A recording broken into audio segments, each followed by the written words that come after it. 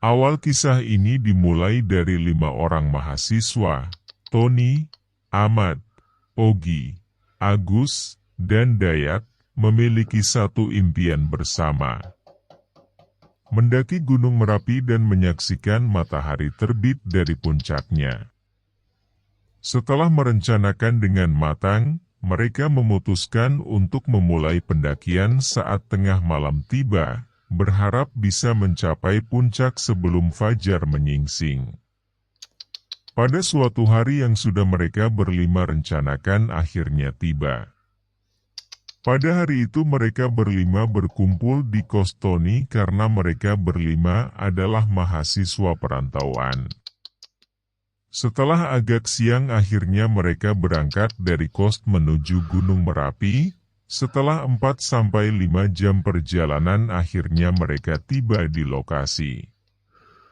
Hari sudah menjelang sore dan mulai gelap, mereka beristirahat di warung dekat base camp yang sudah disediakan, sambil menikmati makanan hangat dan segelas kopi panas sambil bercanda.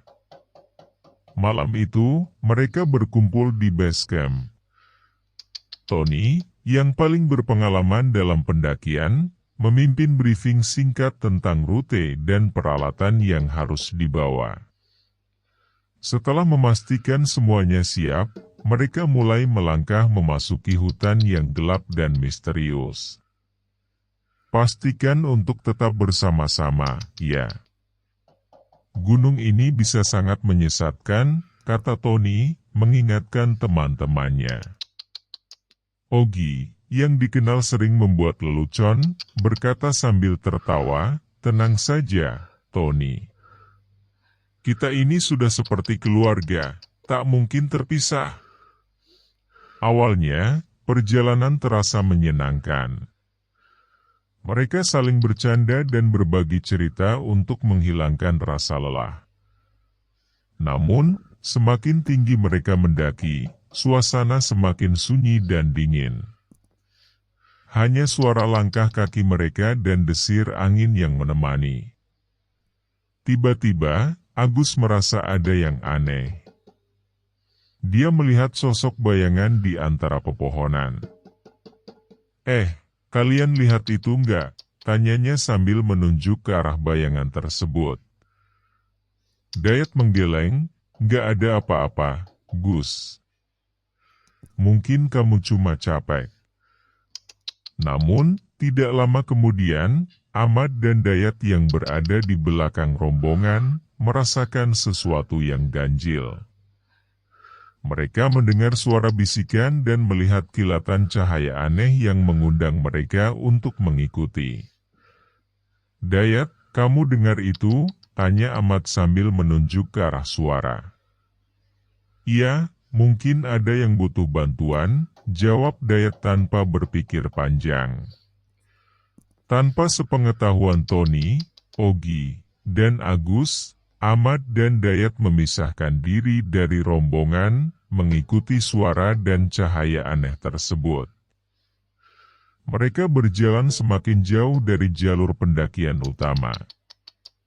Tak butuh waktu lama bagi mereka untuk menyadari bahwa mereka telah tersesat. Sial, kita di mana ini? Kata Ahmad panik. Dayat mencoba menenangkan diri, tenang. Kita coba cari jalan kembali. Kita harus tetap tenang. Namun, semakin mereka mencoba kembali, semakin mereka merasa seperti berada dalam labirin tanpa ujung. Setiap kali mereka berusaha kembali ke jalur semula, mereka justru semakin terperosok dalam kegelapan hutan. Sementara itu, Tony, Ogi, dan Agus mulai menyadari ketidakhadiran Ahmad dan Dayat. Mereka berusaha mencari di sekitar, memanggil nama mereka berulang kali, tetapi tidak ada jawaban. Ini nggak mungkin mereka pergi jauh. Kita harus mencari mereka, kata Tony dengan cemas. Di sisi lain, Ahmad dan Dayat semakin dalam tersesat. Mereka bertemu dengan seorang pria tua berpakaian tradisional, yang muncul tiba-tiba di depan mereka. "Kalian mencari jalan pulang?" tanya pria itu dengan suara serak. "Iya, Pak. Kami tersesat." "Bisakah Bapak membantu kami?" jawab Dayat dengan harapan. Pria tua itu tersenyum misterius. "Ikuti saya," katanya, lalu berbalik dan mulai berjalan. Namun, setelah beberapa saat mengikuti pria tua itu, mereka merasa seperti berjalan dalam lingkaran. Diam-diam Ahmad menandai pohon atu dahan yang mereka lalui dengan pisau pendakian yang ia bawa. Benar saja, setelah beberapa saat berjalan Ahmad menemukan tanda yang ia buat. Mereka seperti berputar-putar pada suatu lokasi yang sama. Ahmad mulai curiga dan menghentikan langkahnya. "Dayat, ini tidak benar. Aku rasa kita sedang disesatkan." Dayat tertegun. "Benar juga. Kita harus kembali ke tempat kita pertama kali melihat dia." Dengan tekad kuat, Ahmad dan Dayat berusaha kembali ke jalur yang mereka kenali.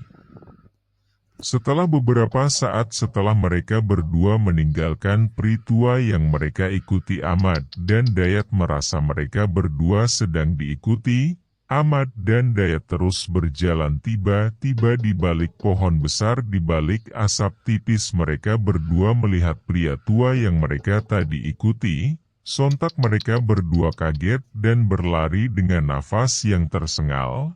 Setelah beberapa saat dalam pelarian dan ketakutan, langkah mereka berdua terhenti mendadak, karena di ujung jalan ternyata adalah jurang yang sangat dalam. Beruntung mereka berdua tidak terjatuh ke dalam jurang karena mereka berdua berpegangan pada dahan pohon dan rerumputan liar. Setelah berjam-jam berjalan, akhirnya mereka mendengar suara Tony, Ogi, dan Agus yang memanggil mereka. Dengan berteriak sekuat tenaga, mereka berhasil menarik perhatian teman-teman mereka. "Ahmad, Dayat, kalian di mana saja?" tanya Ogi dengan nada lega. "Kami tersesat. Ada pria tua yang menyesatkan kami," jawab Dayat dengan wajah pucat. Akhirnya, mereka semua berkumpul kembali. Tony, dengan pengetahuannya tentang gunung dan hal-hal mistis, menjelaskan bahwa mereka mungkin telah bertemu dengan makhluk halus yang sering muncul di Gunung Merapi untuk menguji para pendaki. Meski terlambat, mereka memutuskan untuk melanjutkan pendakian. Dengan semangat yang tak surut, mereka mencapai puncak tepat saat matahari terbit. Cahaya keemasan matahari yang mulai muncul di ufuk timur menjadi saksi bisu perjuangan dan kebersamaan mereka. "Ini adalah pengalaman yang takkan pernah kita lupakan," kata Agus sambil menatap matahari terbit dengan kagum. Dan begitulah, pendakian misterius itu menjadi cerita yang akan selalu mereka kenang, sebagai bukti persahabatan dan keberanian mereka dalam menghadapi tantangan di Gunung Merapi. Sekian dan terima kasih Tenda Horores.